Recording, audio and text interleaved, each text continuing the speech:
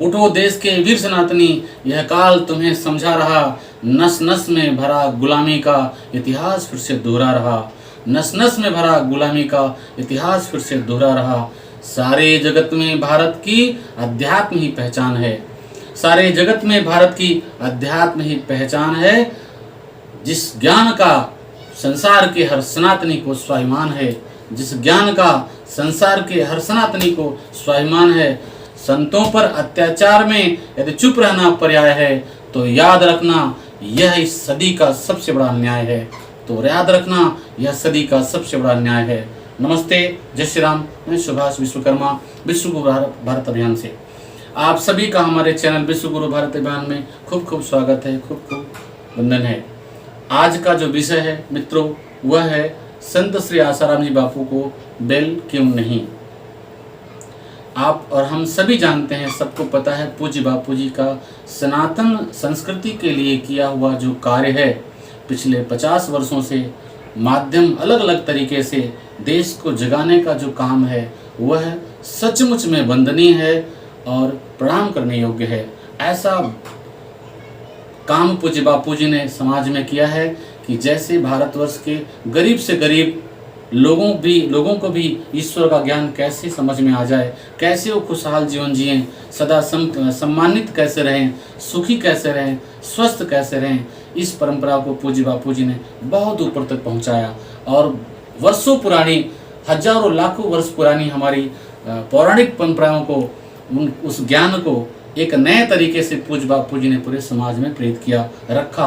और उसका लाभ है, जैसे बच्चों के लिए बाल संस्कार, महिलाओं के लिए महिला संगठन, युवाओं के लिए वादन सुरक्षा, बुजुर्गों के लिए, देश के बीमार के लिए कैसे आयुर्वेदिक दवाई से वो उनकी एनर्जी को संभालते हुए कैसे वो ठीक हो जाएं। भारतवर्ष में ऐसी ऐसी चीज़ों को, आयुर्वेद का प्रचार, गौशाला का प्रचार, पूज्य बापू जी ने बहुत बड़े स्तर पे भारतवर्ष की सेवा की। और यह सही बात है कि आने वाले समय में भारत देश उनका ऋणी रहेगा। और वह कर्ज उतारने के लिए मैं एक बात कहना चाहूँगा इसके पीछे। आज उनके ऊपर 8 साल पहले एक भारत की ही महिला के द्वारा, एक लड़की के द्वारा उनके ऊपर एक आरोप लगाया गया और आरोप लगाने के बाद उनको गिरफ्तार किया गया। वह गिरफ्तारी भी मीडिया के दबाव के आधार पर, या केस को भी मीडिया के दबाव में, जो कि सेशन कोर्ट में केस चलाया गया, लगातार केस चलते हुए। और ऐसा सुना जाता है कि वहाँ की जो न्यायपालिका भी मीडिया के दबाव में कभी कभी गलत फैसले ले लेती है। लेकिन उनको भले एक सज़ा सुनाई गई उम्र कैद की, पर हमारे संविधान हमें अधिकार देते हैं हर आरोपी को कि वह अपने केस को 3 तरह से लड़ सकता है। पहले सेशन कोर्ट में लड़े, अगर वहाँ कहीं न कहीं कुछ गलती हो गई तो हाई कोर्ट में जा सकता है, वहाँ कहीं न कहीं कुछ गलती हो सकती है तो सुप्रीम कोर्ट में लड़ सकता है। अगर वो तीनों पालिका, सुप्रीम कोर्ट, हाई कोर्ट और ये तीनों कोर्ट अगर उसको सजा देते हैं तो पूरी तरह से उसको हम आरोपी नहीं बल्कि हम उसको ये मान लेते हैं, समझो गुनाहगार मान लेते हैं। अभी तो बापूजी ने का जो केस है वह अभी सिर्फ सेशन कोर्ट के द्वारा चलाया जा रहा है, अभी तो हाई कोर्ट में अपील पढ़नी बाकी है।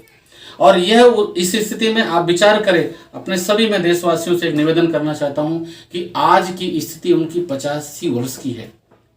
85 साल का एक बुजुर्ग एक ऐसी घड़ी में खड़ा है, उनको 11 खतरनाक बीमारियां हैं और वह उस बीमारी से भी झेल रहे हैं। जेल में इस समय पर उनको कोरोना पॉजिटिव भी बताया गया, उनको अस्पताल में एडमिट किया गया है, वेंटिलेटर पे हैं, जीवन के आखिरी जंग को लड़ रहे हैं।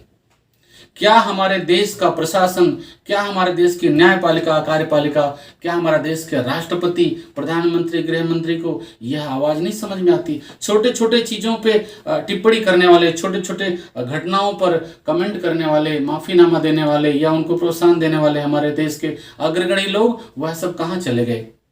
आप अगर इस तरह से आप चुप बैठेंगे या आप उनका सपोर्ट नहीं करेंगे तो इसका मतलब यह है कि भारतवर्ष का एक बहुत बड़ा समाज जो देश की सेवा ही किया है, कभी देश का नुकसान नहीं किया है, बहुत बड़ा समाज न्यायपालिका के ऊपर विश्वास करने से वंचित हो जाएगा। और ये भी बात सच है कि अगर न्यायपालिका से एक इतने बड़े समाज का अगर विश्वास उठता है, इसका मतलब आप पूरे देश के सभी संस्थानों से मैं कहूँगा, अगर वो विश्वास उठता है तो कहीं न कहीं आप एक बहुत बड़े समाज को नक्सलवाद, माओवाद की तरफ ढकेल रहे हो। क्या आप ऐसा नहीं, आपसे गलती नहीं हो रही है कि एक संत के ऊपर अत्याचार हो रहा है और आप आवाज आपकी बंद रहे? क्या उनको बिल देने की भी उनकी ये नहीं है, उनका अधिकार नहीं बिल लेने का भी? तो यह चीज एक हम अग्रगणी माननीय न्यायपालिका से भी हम कहना चाहेंगे कि उनको कम से कम बिल तो दिया जाए। दूसरी बात, हम सनातन धर्म में अलग अलग परंपराओं को मानने वाले, अलग अलग भगवान की पूजा करने वाले लोग हैं। आप समझिए, कोई राम की पूजा करता है, कोई कृष्ण भगवान की पूजा करता है, कोई हनुमान जी की पूजा करता है। अरे भाई, वो भगवान है कि नहीं ये बताने वाला कौन रहेगा? धर्म का ज्ञान देने वाला अगर संत समाज में, दुनिया में संत नहीं रहेंगे तो आप धर्म कैसे बनाओगे?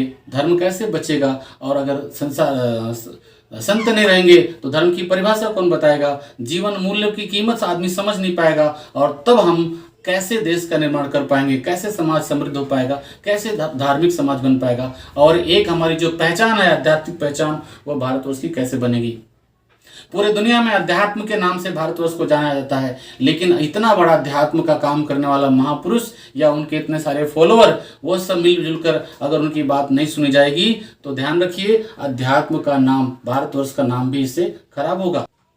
क्या हमारे देश के उस वैल्यूएशन नहीं गिरेगी? क्या हमारे देश का स्वाभिमान नहीं गिरेगा? यह भी हमें विचार करना चाहिए। दोस्तों, संसार दो शक्तियों से चलता है, एक आसुरी शक्तियाँ और एक दैवी शक्तियाँ। आसुरी शक्तियाँ तो जाहिर सी बात है, उनका काम असुरों जैसा ही होता है, तो उनसे तो हम ज़्यादा उम्मीद भी नहीं कर सकते कि वो क्या काम करेंगे। लेकिन हमें दैवी शक्तियों से बिल्कुल उम्मीद रहता है। हर कोई चाहता है कि हम एक अच्छा समाज में जीना चाहते हैं, अच्छा काम करना चाहते हैं। तो इस विषय पर हम ये कहना चाह रहे हैं कि हम दुर्योधन से तो कोई उम्मीद भी नहीं करना है, लेकिन समाज के वो कौरव पांडव जो हैं, उसमें भीम, नकुल, सहदेव, अर्जुन, युधिष्ठिर, पितामह भीष्म, ये सब लोग, क्या आप आवाज़ नहीं करना चाहते? एक लाइन आप बोलना नहीं चाहते कि यह जो अत्याचार हो रहा है वह उनके साथ गलत हो रहा है? कम से कम आप बेल देने की तो बात रख सकते हैं। ठीक है, उनके साथ उनको न्याय प्रणाली का स्वागत करते हुए कह सकते हैं, ठीक है, उनको लड़ने का अधिकार दिया जाए, उनको केस चलाया जाए, सुप्रीम कोर्ट तक लड़ने दिया जाए, लेकिन कम से कम वो रहेंगे तभी तो लड़ेंगे।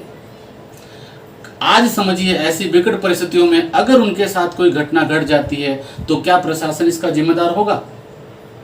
क्या सरकारें उसका खामियाजा पूरी कर सकती हैं? आने वाले समय में अगर उसके बाद उनको बाइज्जत बरी भी किया जाए, उनको निर्दोष साबित कर दिया जाता है कोर्ट के माध्यम से, या माफीनामा दे दिया जाता है, आप बताइए कौन पूरा करके देगा? आप क्या करोगे उस समय पर?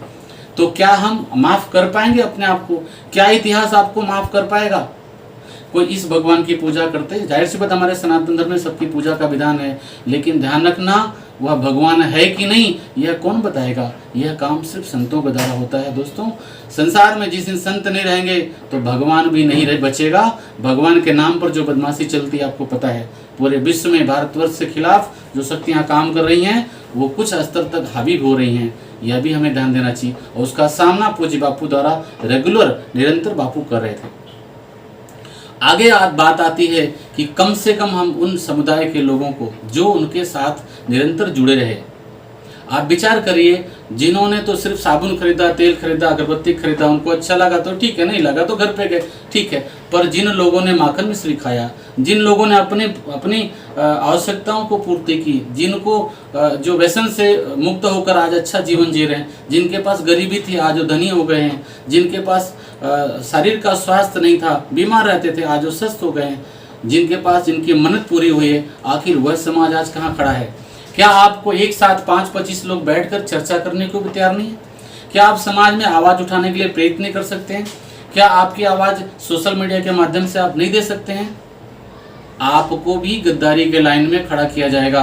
ध्यान रखिए, आप गुरुदेव अपने गुरु के प्रति वफादार हैं या गद्दार हैं, इसका भी जवाब आपको देना पड़ेगा। उठ जागो शेरो भोर भई, अब समय नहीं है सोने का, पुरजोर करो सिंहनाद, ये वक्त नहीं है रोने का। लो हाथ तिरंगा भारत का, भारत माँ की जयकार करो, अपनी शक्ति को पहचानो और महाबली को याद करो। 2 शब्द सुने थे बजरंगी, वो 7 समुद्र पार गए, जैसे भी मिले सुर और सुर, उनका जीवन भी तार गए। क्या होगा लंका में जाकर, क्या बजरंगी ने सोचा था? लंका को जलाने से पहले भगवान राम से पूछा था। जो सिखलाया है बापू ने, उनके वचनों को याद करो।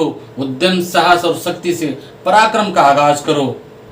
सूरज को मिटाने वाले सुन, कुलवंश नाश हो जाएगा, कोई न रहेगा वंश तेरा, दुनिया से नाम मिट जाएगा। अब बहुत हो चुका मेल मिलन, अब बहुत हो चुका मेल मिलन, तारीख नहीं अब रण होगा। कोहराम मचेगा दुनिया में, परिणाम बड़ा भीषण होगा। कोहराम मचेगा दुनिया में, परिणाम बड़ा भीषण होगा। हरिओम माँ, हरिओम माँ।